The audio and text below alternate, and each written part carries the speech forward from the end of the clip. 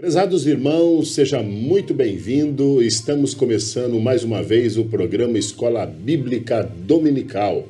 Queremos agradecer o carinho da sua audiência que sempre tem acompanhado este programa. Lembrando que o programa Escola Bíblica Dominical, ele faz parte da Superintendência de Ensino da Igreja Evangélica Assembleia de Deus, Ministério em São José dos Pinhais. O nosso desejo é que você seja abençoado através deste programa. Aqui nós estudamos as lições da Escola Bíblica Dominical, classe dos adultos. São as nossas pré-aulas para auxiliar você, professor, você que é amante, estudante da Palavra de Deus. No dia de hoje nós estaremos estudando a 12ª lição do terceiro trimestre de 2025 com o tema O Caráter Missionário da Igreja de Jerusalém. Estamos aí quase terminando o trimestre. E o tema geral desse trimestre é a Igreja em Jerusalém. Doutrina, comunhão e fé, a base para o crescimento da igreja em meio às perseguições.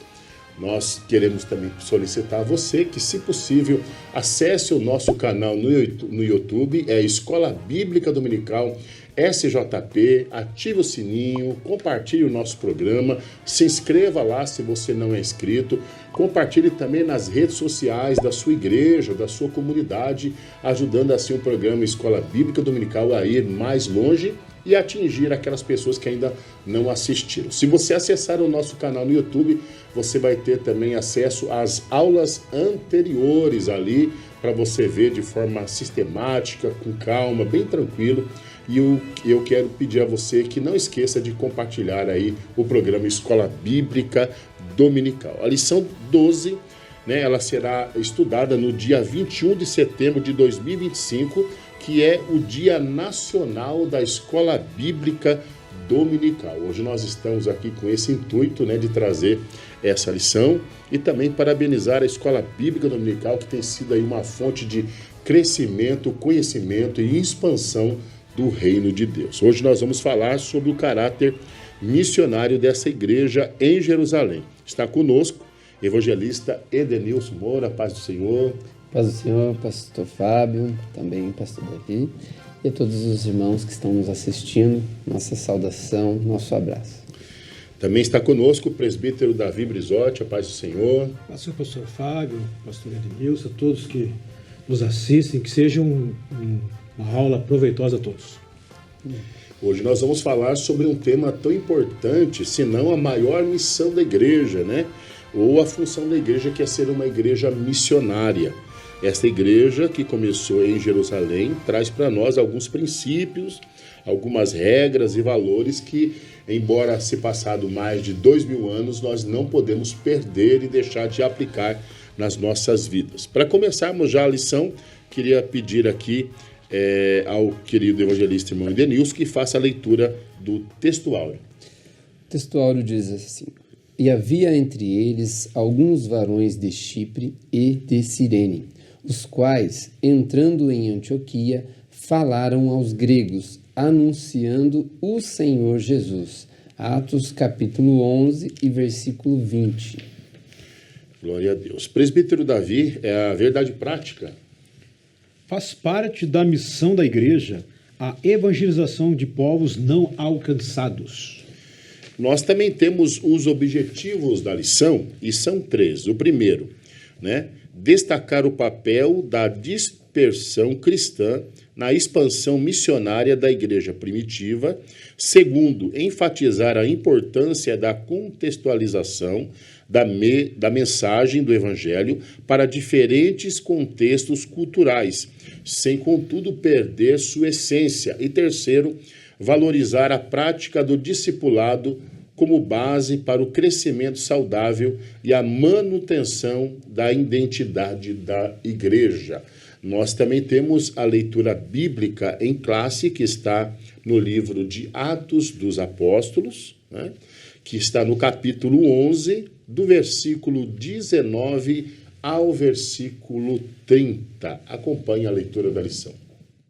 E os que foram dispersos pela perseguição que sucedeu por causa de Estevão caminharam até a Fenícia, Chipre e Antioquia, não anunciando a ninguém a palavra, senão somente aos judeus. E havia entre eles alguns varões de Chipre e de Cirene, os quais, entrando em Antioquia, falaram aos gregos, anunciando o Senhor Jesus. E a mão do Senhor era com eles, e grande número creu e se converteu ao Senhor.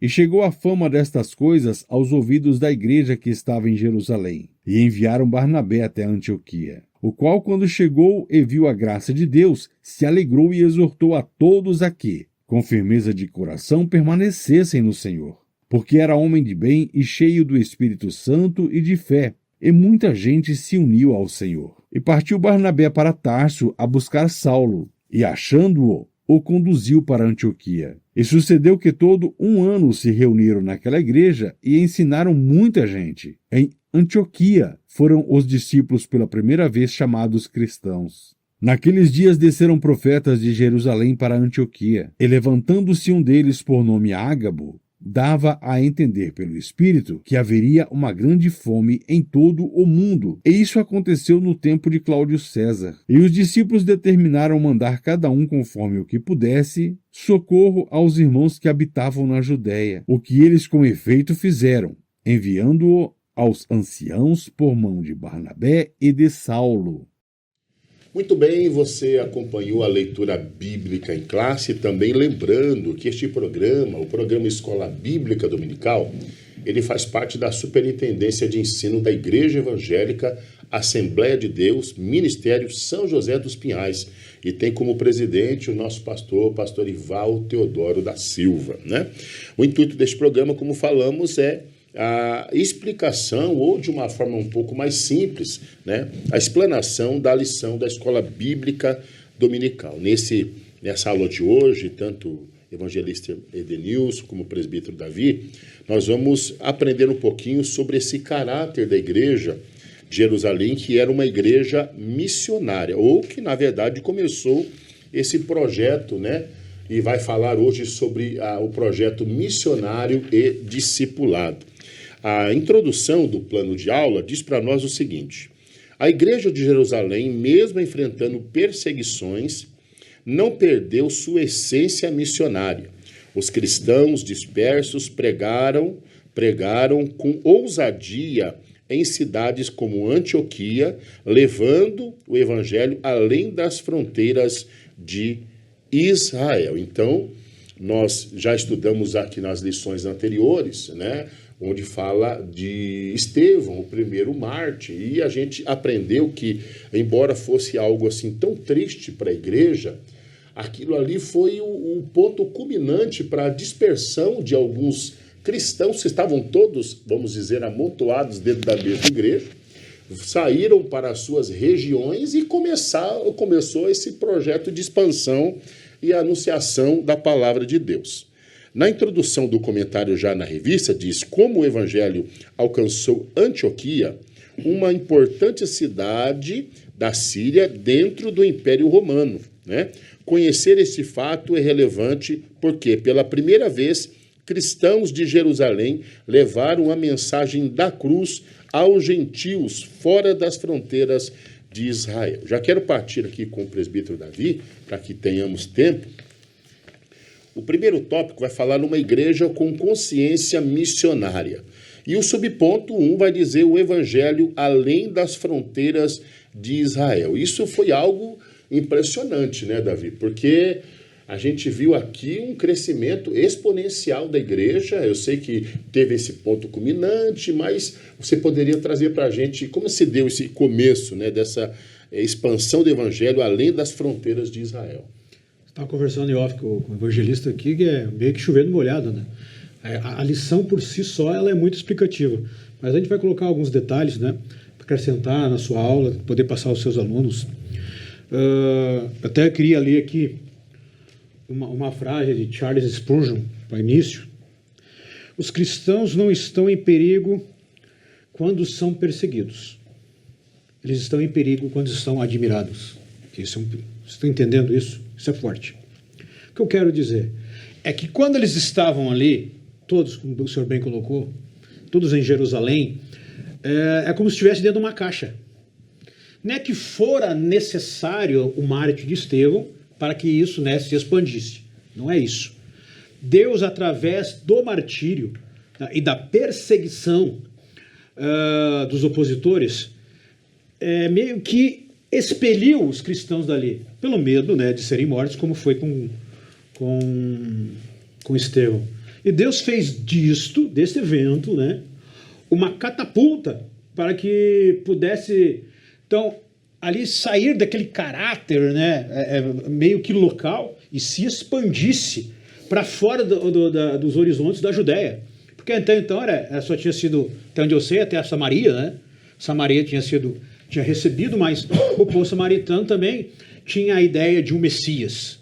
Mas quando chega a Antioquia, e ali alguns que foram dispersos pregaram não somente a judeus, mas também a gregos, e posteriormente a gente falar sobre isso, ali então começou a ter um caráter missionário.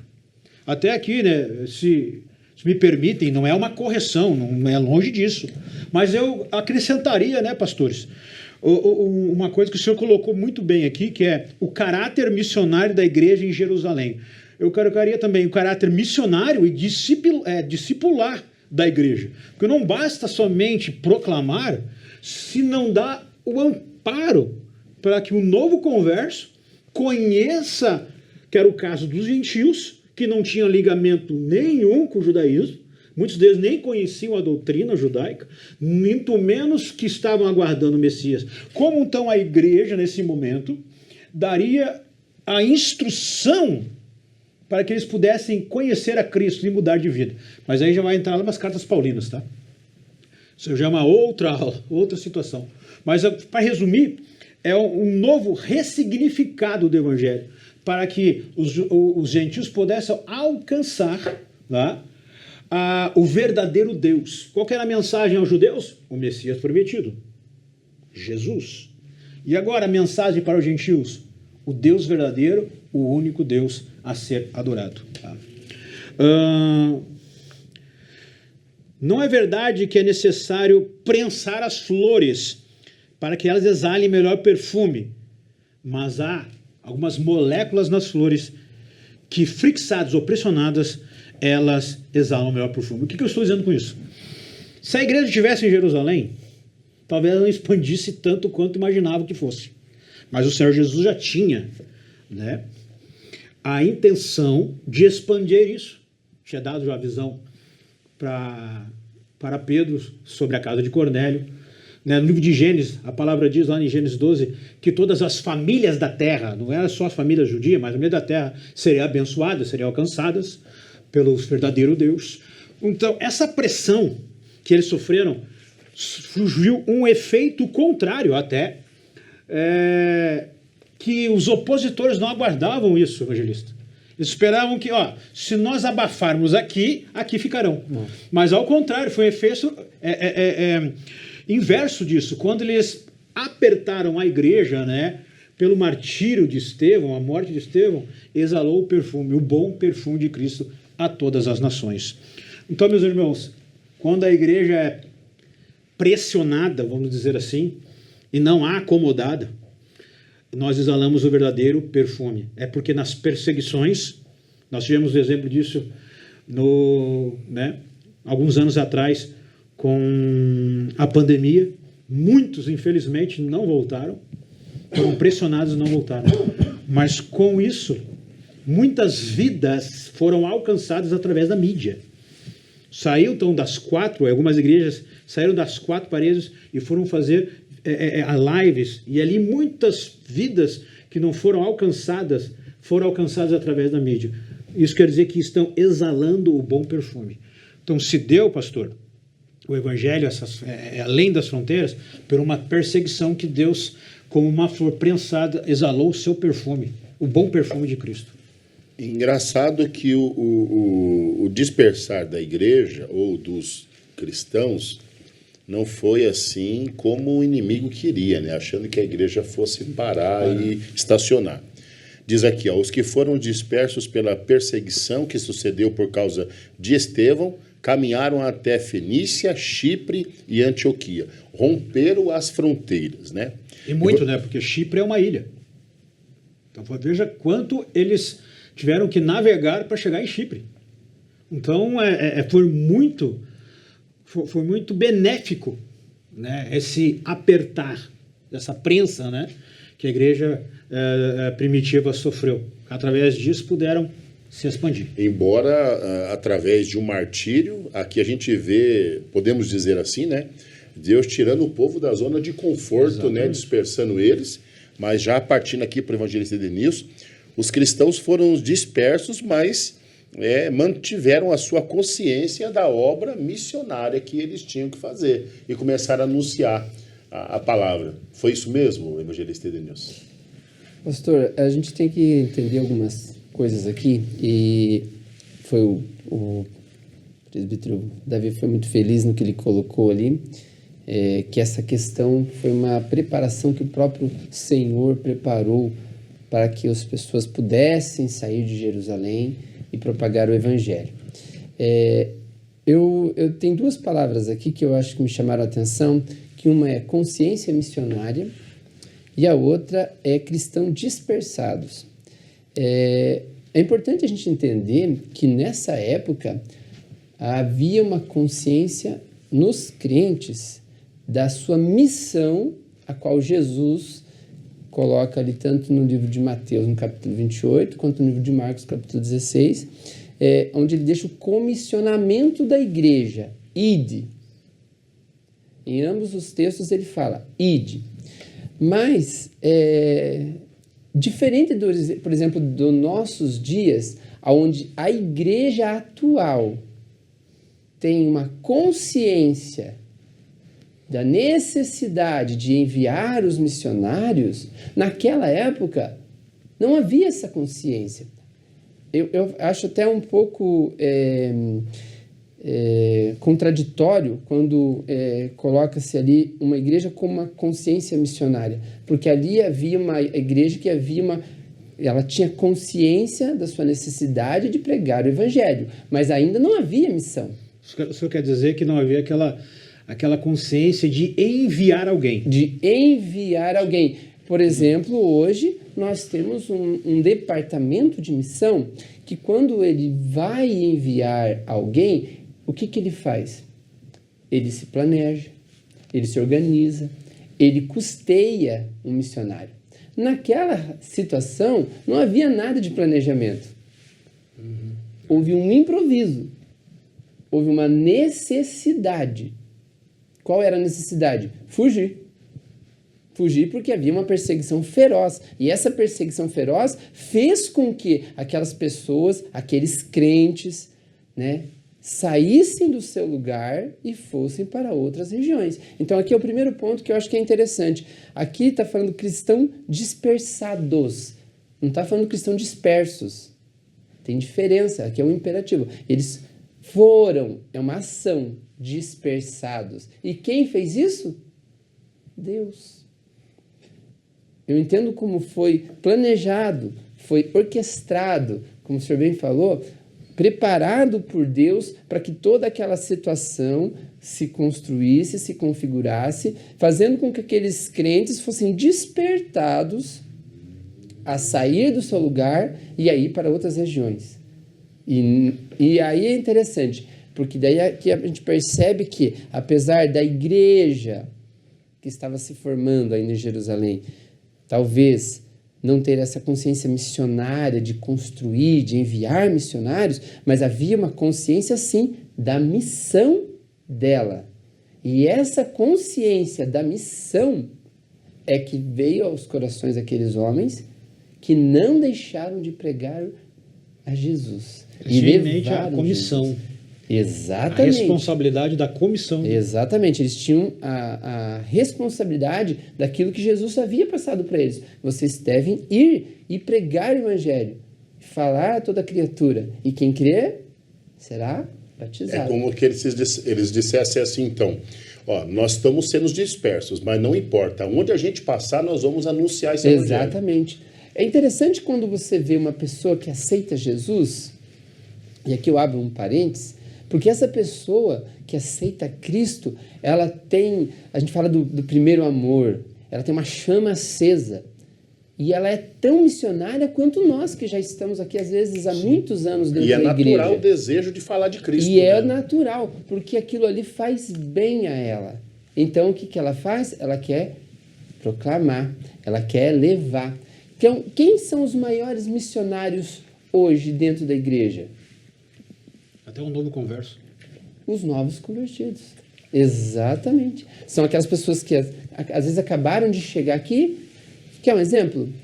Talvez o pastor tenha lá nas suas redes sociais 1.000 amigos. Desses 1.000 amigos, vamos colocar aqui, 700 amigos são cristãos. Talvez 300 são amigos não cristãos, que não conhecem o Evangelho. Quando uma pessoa vem para a igreja e aceita Cristo, geralmente ela vem de um ambiente diferente. Então, a sua roda de amigos, a sua roda de pessoas que estão em volta dela, geralmente são de pessoas que ainda talvez não conhecem o Evangelho. Então, se nós pegássemos um exemplo hipotético dessa pessoa que viesse com 1.000 amigos também, provavelmente ela teria talvez 100 amigos cristãos e 900 amigos não cristãos. Qual é a seara maior? Qual é o lugar né, melhor aonde poderia se levar o Evangelho? Aconteceu isso com aqueles cristãos. Eles estavam em Jerusalém, onde havia um maior número de cristãos. Os crentes, né, os do caminho, os discípulos, né? Depois denominado cristãos, a gente vai falar mais um pouco logo a seguir, mas quando eles vão para um lugar totalmente diferente, a gente vai comentar isso depois, eles vão o quê? Com aquela chama acesa. E eles vão levar o Evangelho. Então esse ponto é um ponto muito interessante que a gente precisa entender e que a gente precisa trazer um despertamento para nós. Para nós como igreja, independente de qual seja a tua denominação, você que está nos assistindo, mas trazer esse despertamento. Quantas pessoas ainda não conhecem a Cristo e que nós temos talvez a oportunidade de apresentar o verdadeiro evangelho, o verdadeiro cristianismo, e às vezes por comodismo, por falta talvez de inspiração, de incentivo, ou por timidez, ou por achar que o que vão falar de mim, o que vão pensar de mim, e aí a gente não fala. Mas aqui fica claro, esses cristãos que foram dispersados, ou seja, que foram espalhados... Contra a vontade. Não por conta própria, né? Mas com certeza porque havia um plano magno em cima de tudo aquilo. Você vê que eles são dispersados, eles são separados, distribuídos para quê? Para levar o Evangelho, porque eles estavam com a chama ardendo no seu coração. E aí a gente vê que eles não perderam o foco, eles continuaram anunciando a Jesus Cristo. E independente da situação que eles estavam, independente do momento que eles estavam vivendo, mas de forma consciente, eles falaram do Evangelho. Glória a Deus. Amém? A gente pode ver, se os irmãos quiserem abrir a Bíblia, lá em Atos, capítulo 11... versículo 19 e 20, você vai ver, né? Aonde eles chegavam, eles anunciavam a palavra de Deus. É como você experimentar algo tão maravilhoso que você quer compartilhar isso com as pessoas. A gente chama de primeiro amor, mas é que você, quando vem para Cristo, experimenta algo tão maravilhoso que você sente a necessidade de compartilhar.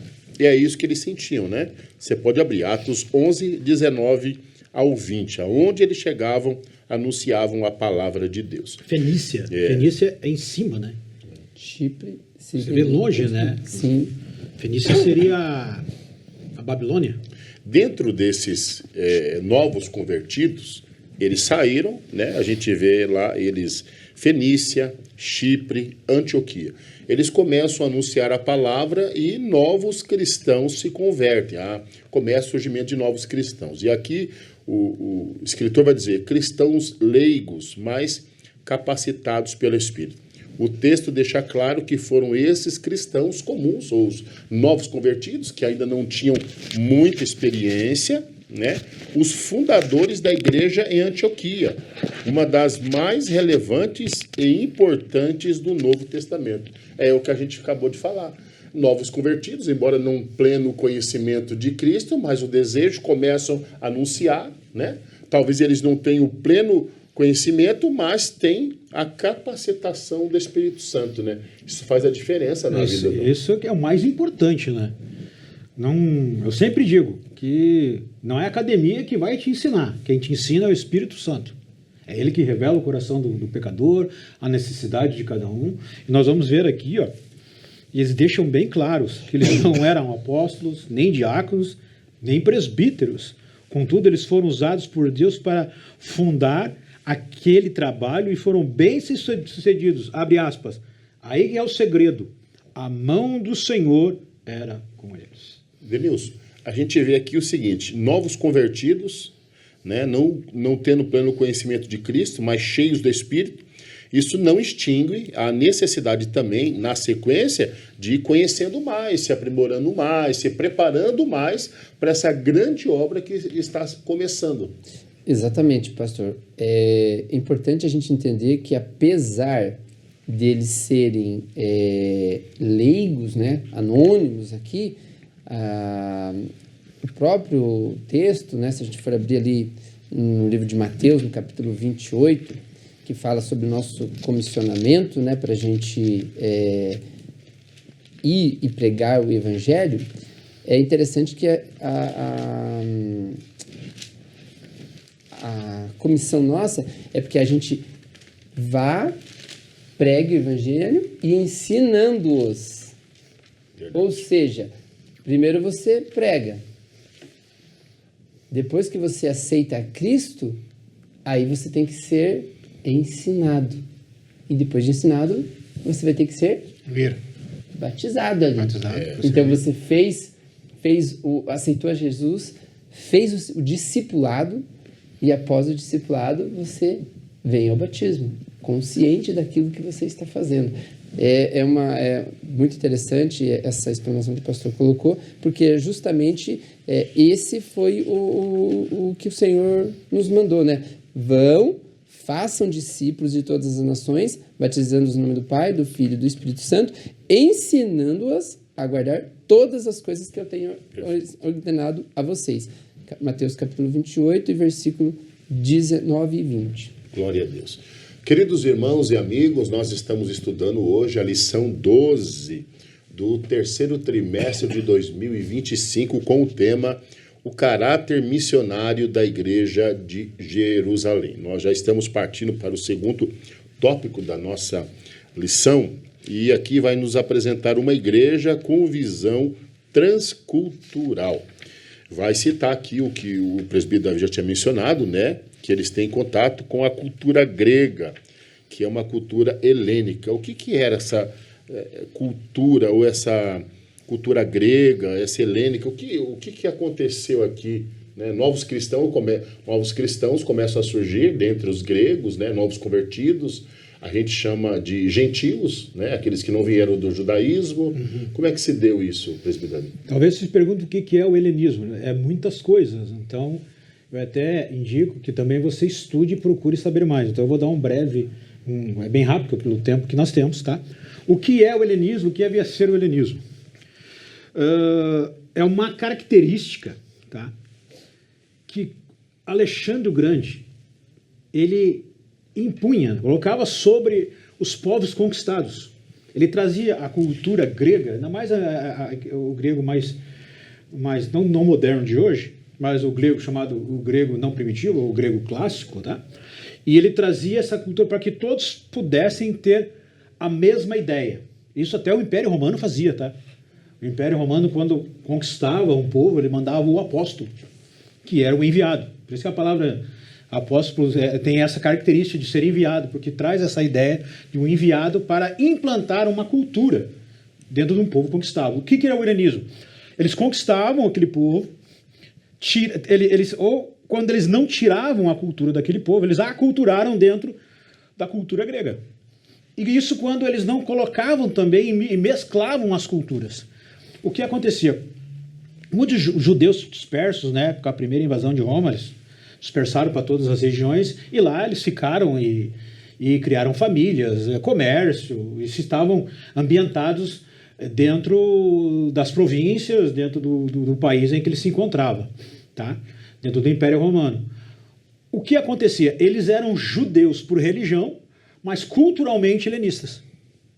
Tá? Então, resumindo, era a aculturação do grego aos povos conquistados, aos povos orientais. Tá? Até eu estava conversando aqui com o Edenilson sobre essa questão de Atos Apóstolos, capítulo 11, verso 20, que talvez algumas traduções dizem que eles também pregaram aos gregos, porque a palavra grego no original é Helen. Vem a palavra Helen, de helenismo. Tá? E aqui, quando Lucas escreve, ele usa essa palavra Helen, mas não tem o também. Então pode haver uma discrepância quando você for ensinar, mas não há nenhuma discrepância. Só uma aparente discrepância de alguns autores. Então você tem que entender que, pela versão NAA, se você a tiver, e é muito interessante nós vermos, que vai abrir um pouco a cabeça, um leque para você entender. Olha só o que diz 11:20. Alguns deles, porém, que era de Chipre e de Cirene, que foram até Antioquia, falaram, melhor dizendo, também aos gregos. A palavra também está na NAA, e talvez algumas traduções não há, mas é também aos gregos, que esses não eram judeus helenizados, esses eram gregos naturais. Tá? Ali já estava se anunciando o evangelho aos gentios. Uma das primeiras comunidades que receberam a palavra do Senhor gentílica foi os de Antioquia. Anunciar-lhes o evangelho do Senhor Jesus. Né? Então, até só para confirmar isso, né, o Léxico de Stronger, ele fala que a palavra Helen em grego aqui é usada no Novo Testamento com dois significados. Para grego natural, nascido na Grécia, ou nascido, né, por pais gregos, ou um judeu helenizado. Então também pode. Aí nós temos que entender o contexto para entender que tipo de característica essa pessoa tem. Tá bom? Mas aqui, ou seja, só para aproveitar aqui da lição, ou seja, não eram judeus que falavam grego pregando para outros gregos. Tá? Perdão. Ou seja, não eram judeus que falavam grego pregando para outros judeus da mesma cultura, mas cristãos judeus que falavam grego, levando o evangelho a pessoas que não tinham nenhuma ligação com o judaísmo. Olha que desafio enorme, né? Essa missão transcultural. Como você vai trazer? Eu acho lindo isso, maravilhoso. Isso é maravilhoso. Eu admiro demais isso dos escritos de Paulo. Tá? Mas nessa questão aqui, como você vai trazer Jesus para um povo que não conhece Jesus? Como é que você faz isso? Esse povo não conhecia. O que Paulo fez? Ele ressignificou. Ele deu um novo significado. Olha, vocês agora estão adorando um Deus falso. Mas eu venho com vocês para pregar ao Deus desconhecido. Esse Deus aí, desse altar que vocês adoram e nem o conhecem. Esse é Jesus a qual eu prego. Ele deu um novo significado. E esse evangelho chegou até nós. Claro que hoje, se você falar para um brasileiro, por exemplo, ou um latino, até um europeu, você conhece Jesus? Conhece. É diferente dos gregos de antigamente. Ele pode até não ter uma profundidade do conhecimento, mas ele sabe quem foi. Ele sabe quem é Jesus. Então fica mais fácil. Eu sempre falo que o evangelho está pronto para nós aqui, né? Mas para eles não. O que Deus fez através da dispersão do martírio de Estevão, os cristãos saíram daquele lugar e arrebentaram as fronteiras. E agora estavam chegando aos gentios. Foi através deles, desses anônimos, como bem colocado para Denilson, esses anônimos, esses leigos, que o evangelho chegou até nós. Até nós. Amém? Amém. Amém. Eu acho lindo isso. Importante a gente lembrar, você falou aqui dos... Eu costumava dizer os gregos orgânicos, né, os naturais, né? Aí a gente já vê que também tem aqueles que são que já tem acesso àquela cultura helenista, né? Mas assim, o importante a gente ver é que o evangelho chega tanto a um como a outro. A palavra de Deus, ela está indo. O evangelho, Jesus está chegando, né? Que a gente não pode desassociar a palavra de Deus sem Cristo estar na frente. Então, eles começam a anunciar o evangelho, a palavra, o Senhor Jesus para eles, e eles começam a ter contato. Dentro do subtópico 2, Edenilson, vai falar dessa contextualização da mensagem. É o que você falou, né? A mensagem tem que ser adaptada dentro dos costumes dele para que eles possam entender. É a mesma coisa se eu chegar dentro de uma sala de pessoas indoutas e falar sobre jurisprudência e essa palavra técnica, a gente não vai entender nada. Mas aqui a palavra está sendo transformada, não mudada, de uma linguagem que eles possam entender. É verdade assim que aconteceu? É interessante, pastor, porque isso daqui, apesar de a gente estar falando dos primeiros crentes, dos primeiros missionários, né? A gente pode facilmente trazer aplicação para os nossos dias. É interessante que a lição ela vem justamente para trazer esse entendimento para nós do que aconteceu lá, mas para que também a gente possa estar aplicando, de fato, isso daí nos dias odiernos. Não adianta a gente estudar simplesmente o que está aqui na Bíblia, na palavra de Deus, mas a gente não viver o que está sendo ensinado ali, a gente não aplicar de fato o que está sendo ensinado ali. O segundo tópico, contextualizando a mensagem, é interessante a gente perceber que os cristãos eles tiveram que adotar algumas táticas, né? Eles precisaram fazer algumas adaptações, mas sem perder a essência do Evangelho. A gente vai entender aqui que eles fizeram algumas mudanças, mas de forma a não confrontar aquelas pessoas de forma intimidatória, mas ao contrário, apresentaram a elas de uma forma entendível, assim como Jesus também sabiamente fazia, né, para alcançar aquelas pessoas que eram leigas, que não sabiam quem era o Messias, que não tinham o conhecimento dos costumes judaicos, né? Isso é muito importante a gente entender. Então, alguns pontos que é importante a gente perceber aqui. O primeiro ponto seria essa questão da adaptação da mensagem àquele público.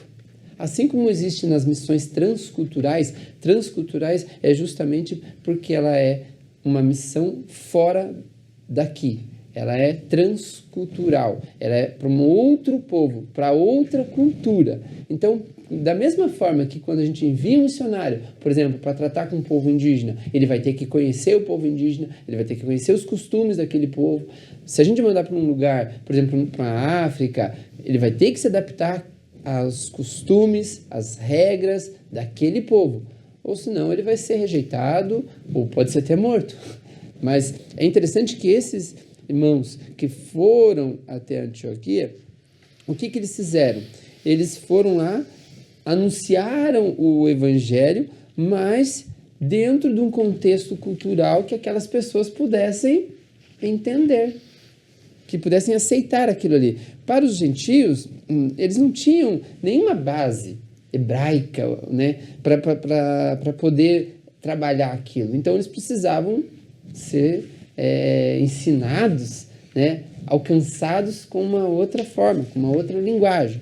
Outra coisa que é interessante, como eu mencionei, é que devido a essa ausência do conhecimento desses costumes judaicos, não bastava para eles falar que Jesus era o Messias. Porque se eles falassem, quem é Messias? Nós não estamos esperando ninguém, né? Ao contrário daquele povo que foi anunciado por Moisés, ao povo que o profeta Isaías profetizou, né? Que era o povo que o povo judeu esperava, né? E que eles creram, né? Esses que se voltaram a Jesus, eles faziam parte dessa cultura. Então, eles sabiam do que se tratava, quem era o Messias, por que ele estava fazendo aquilo. Mas seria difícil para alguém aceitar qualquer tipo de mensagem você utilizando esses artifícios. Um segundo ponto também que é interessante a gente entender é que quando esse povo chega em Antioquia, ele se depara com o quê? Com uma idolatria. A gente sabe que a cidade de Antioquia, se eu não me engano, é a terceira maior cidade, né, naquele império ali grego. Então havia ali, será, 500.000 de pessoas. E ali era um povo cosmopolita, ou seja, ele tinha várias religiões e adorava diversas divindades, diversos deuses. E aí você chega apresentando um único Deus, que foi o que o pastor citou, né? Como que você vai confrontar o povo dessa forma? Então eles tiveram que fazer uma pregação dizendo, primeira coisa, vocês têm que abandonar os falsos deuses. É um confronto, mas isso era necessário para que eles pudessem se converter ao verdadeiro Deus. Isso eles entendiam. Então, era fácil de falar. Um outro problema que a gente encontra aqui quando você vê contextualizando a mensagem é com relação a essa universalidade do Evangelho. O que isso significa?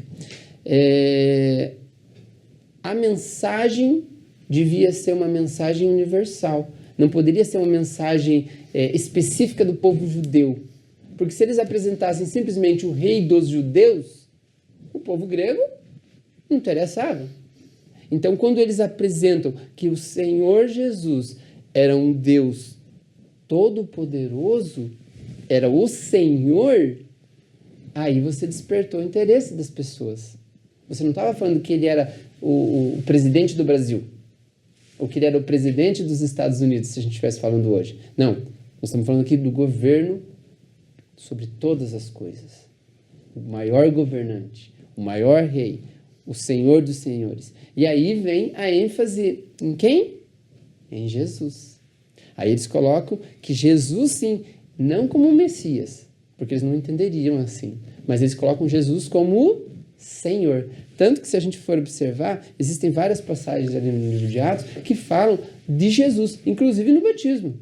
Diferente, né, dos outros textos que mencionam que as pessoas teriam que ser batizadas em nome do Pai, do Filho e do Espírito Santo. Se você for observar lá no livro de Atos, no capítulo 2, e versículo 38, olha o que ele está falando lá. Se não me engano, Pedro está falando lá o seguinte, Atos 2, 38.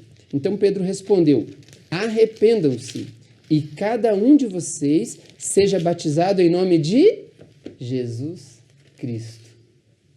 Olha que interessante.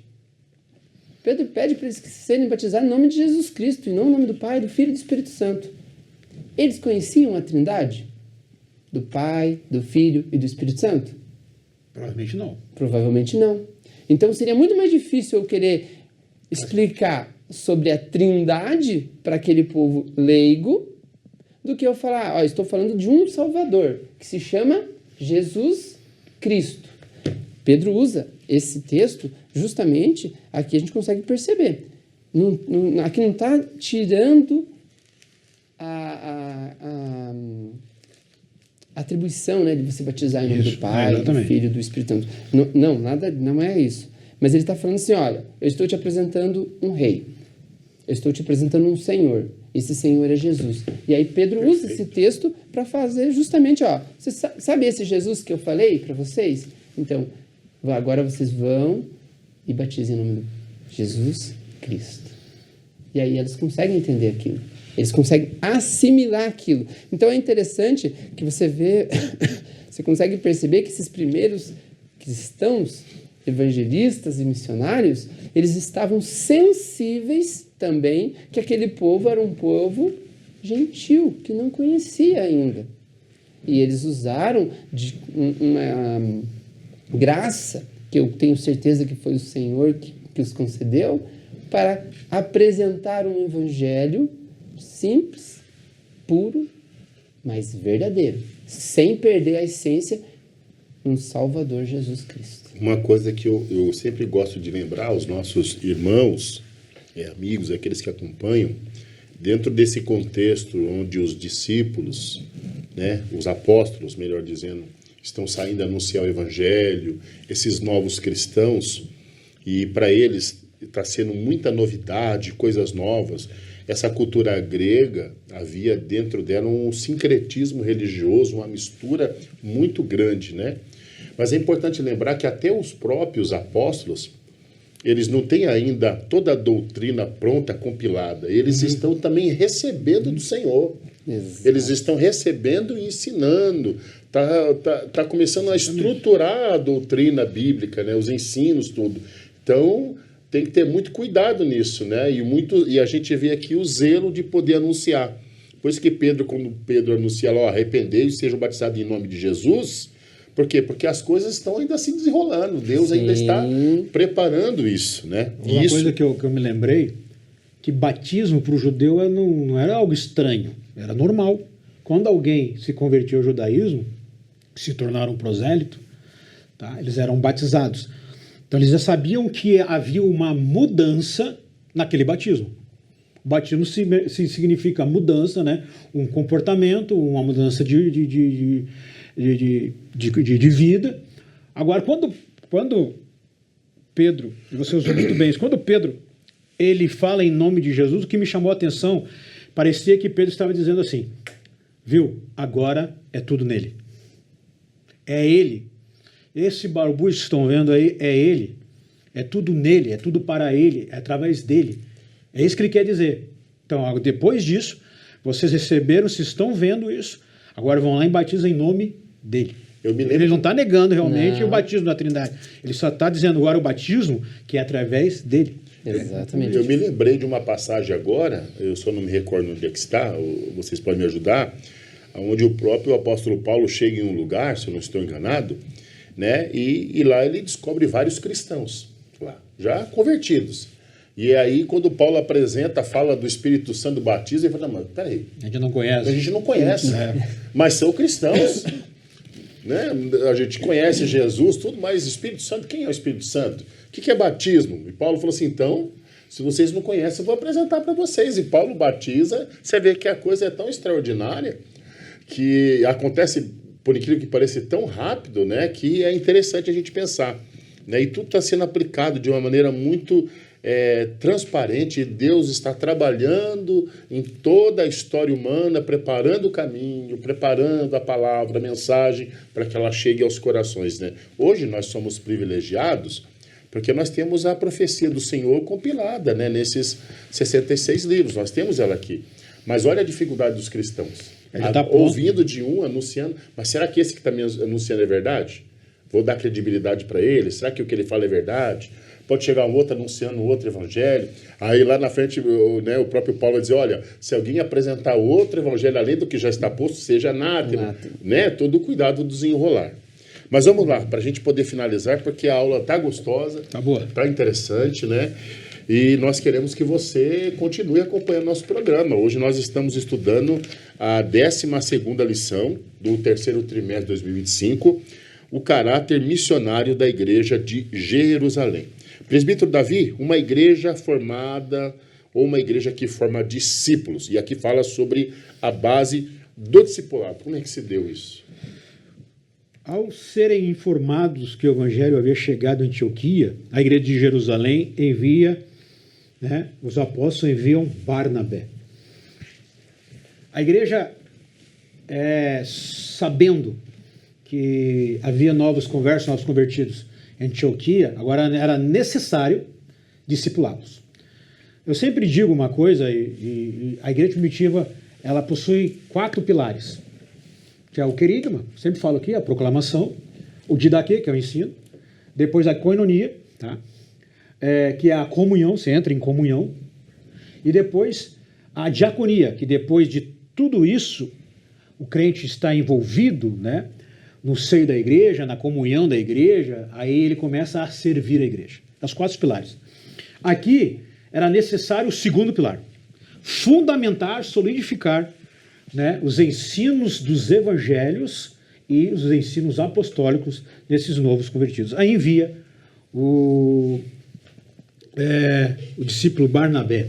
Aí há controvérsia, diz que ele era apóstolo, não era e tal. Mas se você observar mesmo, é uma coisa minha, digo eu, não Senhor, né?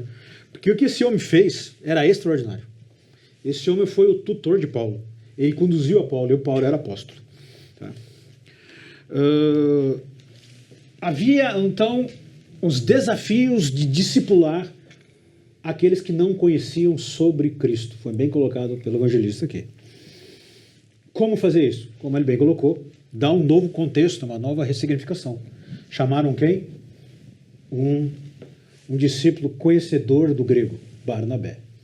Nascido em Chipre, então provavelmente ele era um judeu helenista, conhecedores das leis, né? Realmente um judeu devoto, mas também um conhecedor das regras e das normas do helenismo, da cultura grega. Então Deus ele tem cada ferramenta extraordinária, e Barnabé não foi diferente. Os costumes diferentes os costumes eram diferentes, pois eles não conheciam a visão judaica do cristianismo. Fora necessário ressignificar os seus ensinamentos.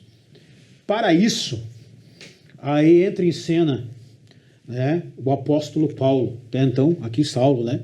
O apóstolo Paulo entra em cena.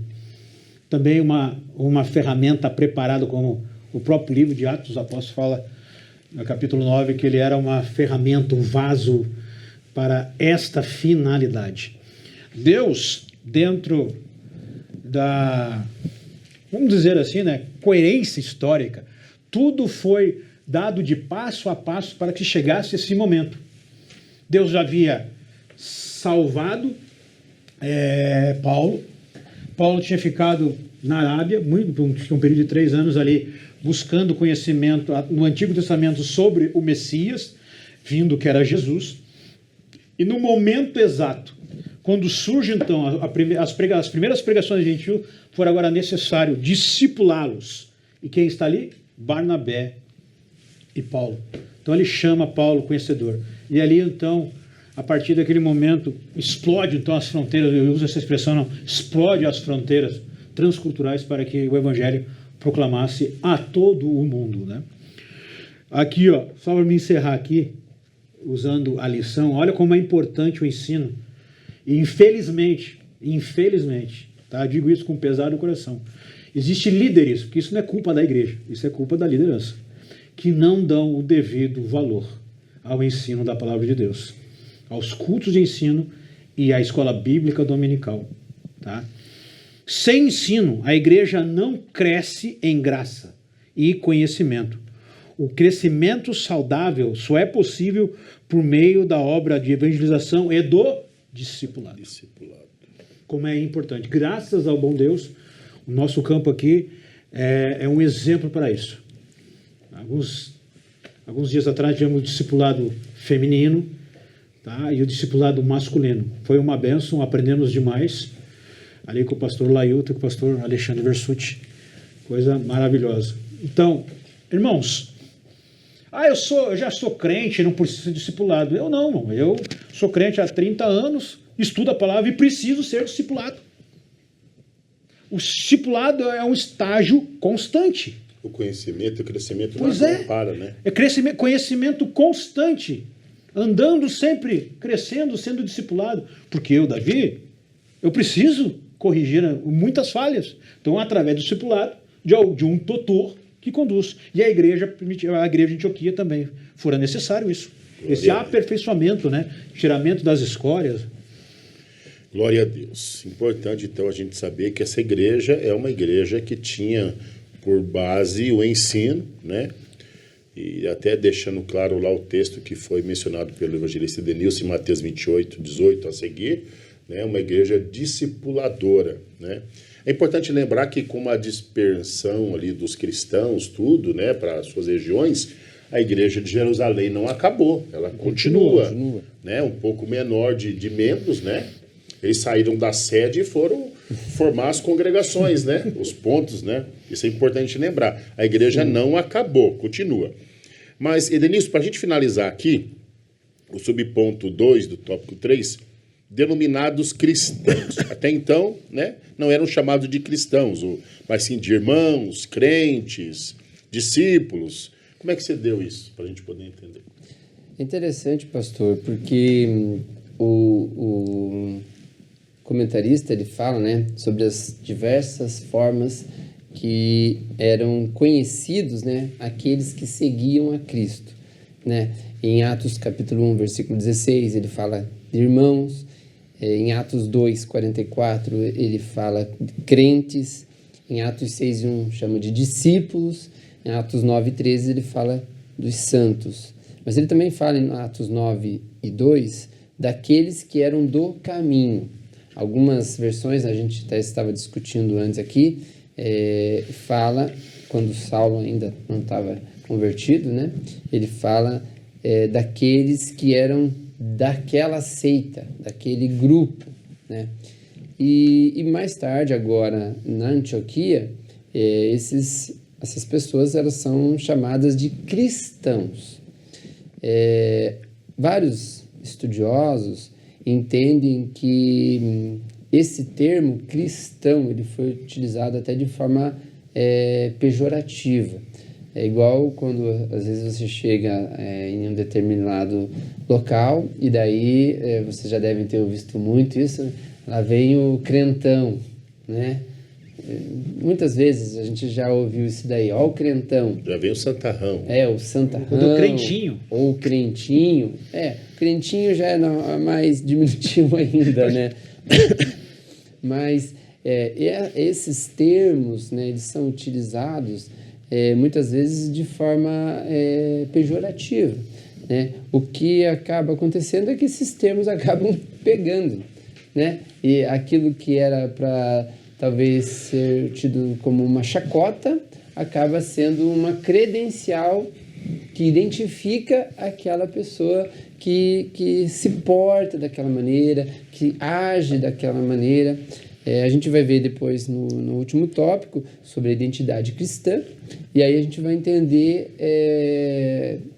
até um pouco sobre a dificuldade que é em você, às vezes, identificar hoje um crente verdadeiro, né, no meio de uma multidão, né? Antigamente você conseguia facilmente identificar ou acreditava-se, né, que aquele ali era um crente verdadeiro, olhando, por exemplo, para a sua vestimenta, né? Se aquela mulher usasse aquela saia até os pés, você já sabia até de qual denominação que era. Se o homem estivesse portando um terno, uma gravata ou uma roupa diferente, você já sabia se ele era cristão, né?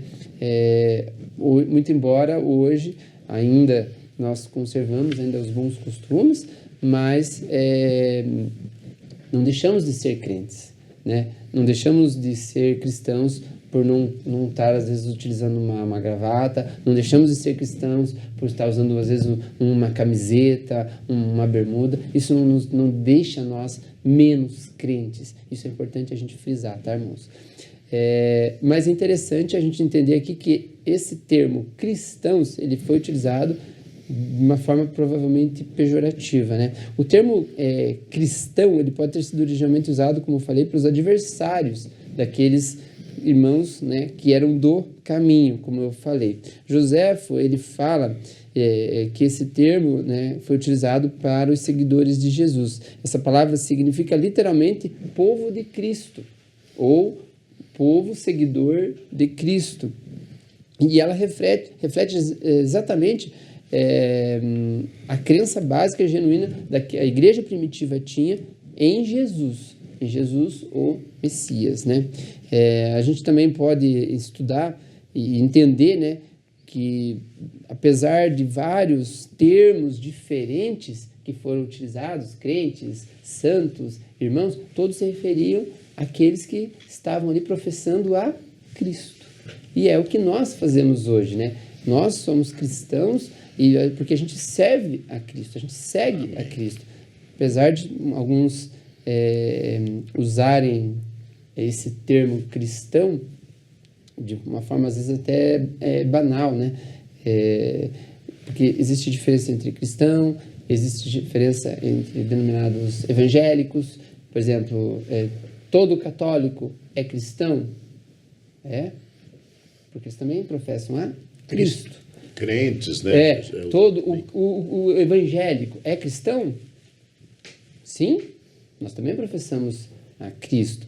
Então, ser cristão ele é uma denominação muito mais abrangente do que propriamente algumas pessoas tratam. Isso é importante a gente ter isso em mente. E esse termo que foi designado, mesmo que de forma pejorativa para aqueles irmãos, foi um termo que ficou e que até hoje nós, cristãos, carregamos com muito orgulho, com muita alegria, né? E proclamando realmente, né, que somos pessoas de Cristo. Glória a Deus. Até eu ia falar, o escritor ele diz aqui pessoas de Cristo, né?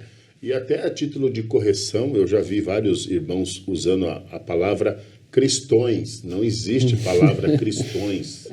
É cristãos. Não, né? Só uma orientação. Eu me lembro que há muitos anos atrás eu usei essa expressão, né? Até minha esposa falou assim, não existe cristões. É que nem membra. Cristãos. Não existe membro, é membro. Às vezes é forma no nosso... membresia. No nosso linguajar comum, a gente acaba usando, mas ela não tem base, né? É uma palavra que não existe. Até eu aprendi com um professor da escola dominical, cristão significa também pequenos cristos. O que significa? São exemplos, né? São discípulos, são aqueles que seguem. Seguidores. Com isso a gente não perde a nossa identidade, né? Hoje, o que você é? Eu sou crente, eu sou evangélico, eu sou cristão. Eu acho que a forma mais clara da gente dizer quem nós somos é dizer que nós somos cristãos. Né? Somos crentes em Jesus, né? Seguimos a palavra de Deus. Essa identidade é importante a gente manter na gente, né? A gente não pode se envergonhar, irmãos, porque uma coisa muito triste é os crentes 007, né? Ninguém sabe que ele é crente. Eu trabalhei numa empresa que depois de 3 anos, rapaz, vou descobrir que o rapaz lá era crente. Ele nunca citou nada, nunca vi nos seus exemplos. Falei, rapaz, você é crente? Eu sou. Vamos ver o que Pedro fala sobre isso, pastor. Capítulo 4, versículo 16, ele fala, ó, mas se sofrer como cristão, não se envergonhe. Olha que interessante. Exatamente. Se isso for te causar alguma coisa, não se envergonhe. Tem lugar que a gente tá aí, rapaz, você vê um irmão lá, né? Você tem que tomar até cuidado para saudar ele, porque se você, dependendo da saudação que você der, onde ele está lá, ele leva um susto, dá até um negócio nele, né? Nós não podemos. Essa semana eu conversei com alguém, eu estava falando sobre a política brasileira, de alguns líderes evangélicos e tal. Eu falei assim, uma coisa que você tem que colocar na cabeça, uma coisa é sofrer por Cristo, e não por ideologia política. Não, porque o fulano foi preso ou será preso. Ele está sendo preso por pregar a verdade, por ser cristão, ou é por ideologia política? Nós temos que entender muito bem isso. Paulo diz isso, né? Porque eu não me envergonho do evangelho, né? É porque é o poder de Deus para a salvação, né? Queridos irmãos, hoje nós estudamos a lição 12 do 3º trimestre de 2025. Nós aprendemos sobre essa igreja que ela tem, né, um caráter missionário, é a igreja de Jerusalém.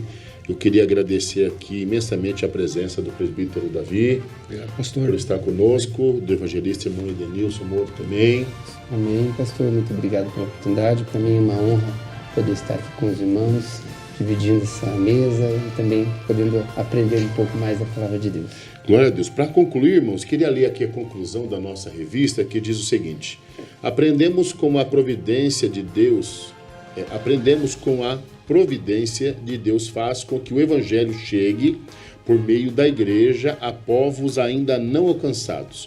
O que se destaca não é uma metodologia sofisticada de evangelismo, mas a graça de Deus que capacita pessoas simples e anônimas a realizarem a sua obra. Quem deseja fazer, Deus capacita. Ninguém jamais terá tudo o que precisa para cumprir a obra de Deus. No entanto, se Deus tiver tudo de nós, Ele nos habilitará a realizá-la. Que Deus abençoe, né, a cada um de nossos irmãos e amigos que acompanham. Davi, faça uma oração para nós, por gentileza. Senhor nosso Deus, eterno Pai, mais uma vez diante de Ti nós estamos. Agradecidos por mais esta pré-aula, me abençoar cada um de nós, Senhor, Pastor Fábio, Evangelista Denilson, na minha vida, Senhor, que possamos ser um canal de bênção para os nossos professores, superintendentes, Senhor Jesus. Que nós possamos colocar em prática, Senhor, essa missão de proclamar o Teu Evangelho, não somente dentro das quatro paredes, mas fora delas, Senhor. Que assim, cumprindo o Seu ID, em Teu nome, Jesus. Amém. Glória a Deus. Na semana que vem nós estaremos estudando a última lição desse trimestre, que tem como tema Assembleia de Jerusalém. Muito obrigado pelo carinho da sua audiência. Continue na nossa programação e que Deus abençoe a todos em nome de Jesus.